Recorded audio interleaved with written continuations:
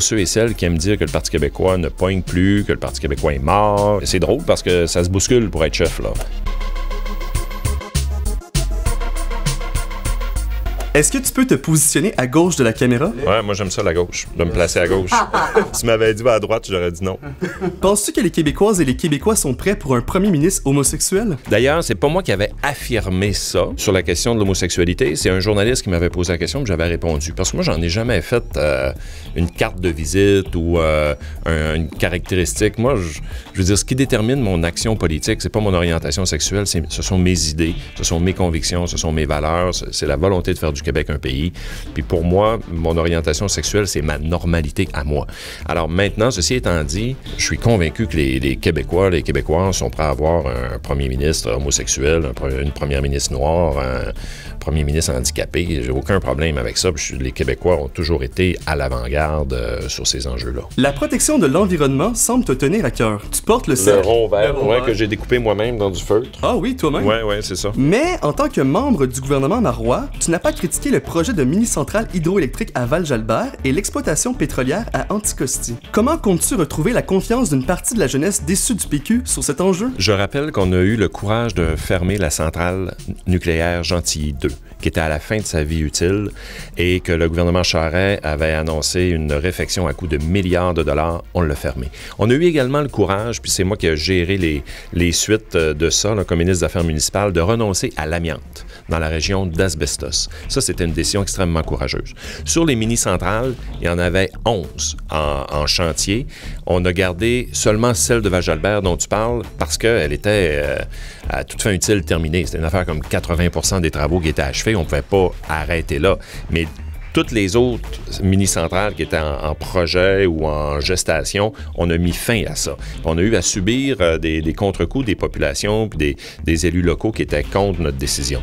Alors, on a pris des décisions courageuse. En ce qui concerne Anticosti, il faut se remettre dans le contexte où on voulait corriger l'erreur historique du gouvernement de M. Charest qui avait vendu nos droits sur Anticosti. Alors, il fallait aller rechercher ces droits-là et on voulait savoir ce qu'il y avait dans le sous-sol. Mais on n'avait aucun engagement d'exploiter du pétrole qu'on ne savait même pas qu'il y avait dans le sous-sol. Il fallait d'abord qu'on le sache. Et sur la cimenterie de Port-Daniel, on avait commencé à élaborer des conditions avec la compagnie pour qu'elle nous présente un plan de reconversion du mazout vers, entre autres, la biomasse, qui est prise directement sur la péninsule gaspésienne parce qu'il y a beaucoup de forêts là-bas.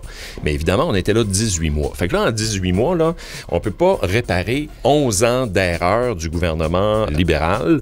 Alors, on a fait beaucoup d'avancées. On était dans un contexte XY. Est-ce qu'on a été parfait? La réponse, c'est non. Mais moi, je suis parfaitement à l'aise avec les décisions qu'on a prises. Et depuis ce temps-là, quand même, l'enjeu climatique a pris beaucoup plus de place. L'enjeu climatique a été beaucoup plus présent. Et je trouve que le Parti québécois, d'abord, ses politiques environnementales ont été reconnues comme les meilleures par les experts à l'élection de 2018. J'ai été hyper actif en déposant un projet de loi sur le respect des obligations climatiques du Québec, sur le rapatriement de toutes les compétences en environnement auprès du Québec. Donc, je n'ai aucune honte de rien. Au contraire, je trouve qu'en matière de climat, c'est nous qui sommes les plus en avant. Si tu deviens premier ministre du Québec, c'est quand le 3e référendum? Ça sera le plus rapidement possible.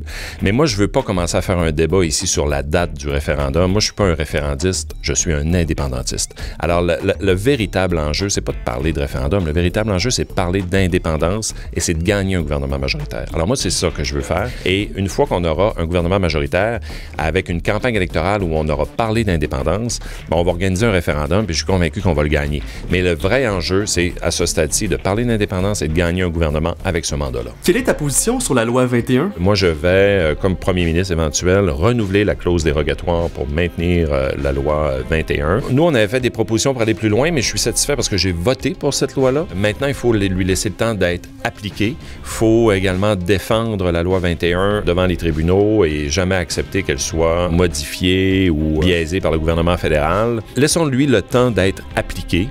Mais je n'ai pas l'intention de rouvrir la loi 21 prochainement. Je pense que ça fait 15 ans à peu près qu'on parle de cet enjeu-là. Là, on a une loi qui a été adoptée. On avance avec, s'il vous plaît. Passons à d'autres débats. Pendant qu'on est sur ces enjeux-là, il y a d'autres enjeux comme l'intégration des populations immigrantes, la crise climatique sur laquelle il faut qu'on se penche.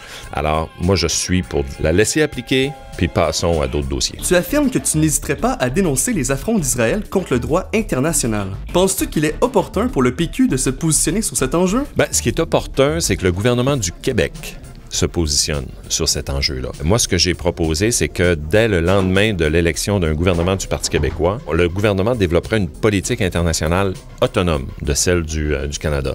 Maintenant, un des critères de cette politique internationale autonome, ça serait de défendre les droits humains, d'être solidaire avec les peuples ou les gens qui sont victimes d'atteintes aux droits humains. Et dans le dossier très délicat du conflit israélo-palestinien, moi, j'y suis allé déjà en Israël, dans les territoires occupés également. J'ai vu le mur, j'ai vu les traitements qui sont faits à des Palestiniens par l'armée ou les postes de contrôle du gouvernement israélien.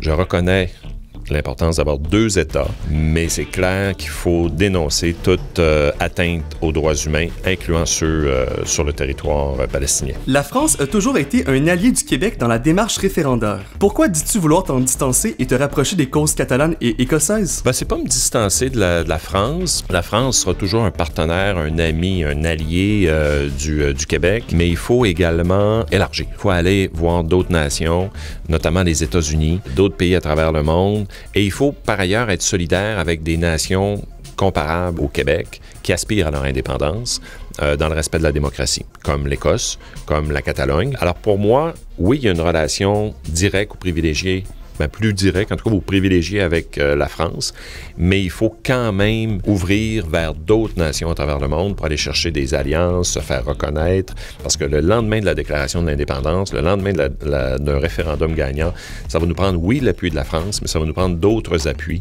de pays à travers le monde. En 2014, si le PQ avait été réélu et que tu serais resté ministre des Transports, qu'est-ce que tu aurais fait de plus? Ça, c'est de la politique fiction. On le saura jamais. Peut-être que je serais même pas resté au transport. Peut-être que Mme Marois m'aurait nommé ailleurs, puis c'était sa prérogative. Sauf qu'il y avait deux chantiers au moins au transport qu'on avait déposés, mais qu'on n'a pas pu compléter. D'abord, la politique de mobilité durable, qui était une des plus audacieuses parce qu'on avait réussi à rallier transport et aménagement du territoire, ce qui était unique, et ça avait été salué par tous les groupes environnementaux, par les organisations municipales également. Donc, pour avoir plus de transport collectif. Entre autres, ça comprenait le transfert de 1 milliard de dollars, ça au moins ça a été maintenu, de l'enveloppe du transport routier vers le transport collectif. Ça, c'était une méchante décision parce que tout le monde attend des routes puis tout le monde veut couper des rubans avec de l'asphalte en arrière. Moi, j'avais transféré 1 milliard du routier vers le collectif. L'autre élément aussi très, très fort qu'on avait fait et qu'on n'a pas eu le temps d'adopter, c'est que j'avais déposé en février 2014, donc un petit peu avant le déclenchement de l'élection, une loi qui visait à transformer le ministère des Transports en agence pour dépolitiser la réalisation des routes au Québec. Donc ça, c'était un engagement important, puis j'aurais voulu le réaliser si on avait été réélu en 2014. Comment est-ce que Sylvain Gaudreault se différencie des autres candidats? Moi, je pense que je suis reconnu comme quelqu'un de fiable, quelqu'un d'intègre, quelqu'un qui connaît bien le parti et quelqu'un de gagnant. Moi, j'ai toujours gagné mes élections dans ma circonscription, même dans un contexte de vague comme la dernière élection. Alors, je veux importer ou exporter à l'intérieur de l'ensemble de l'organisation du Parti québécois cette capacité de gagner, cette capacité d'être intègre, cohérent et gagnant. Penses-tu que le nombre de candidats dans la course à la chefferie est une bonne nouvelle pour le Parti québécois? Moi, je pense que c'est positif pour le parti d'avoir une course dans la mesure où, évidemment, elle se fait dans le respect et dans le partage d'idées.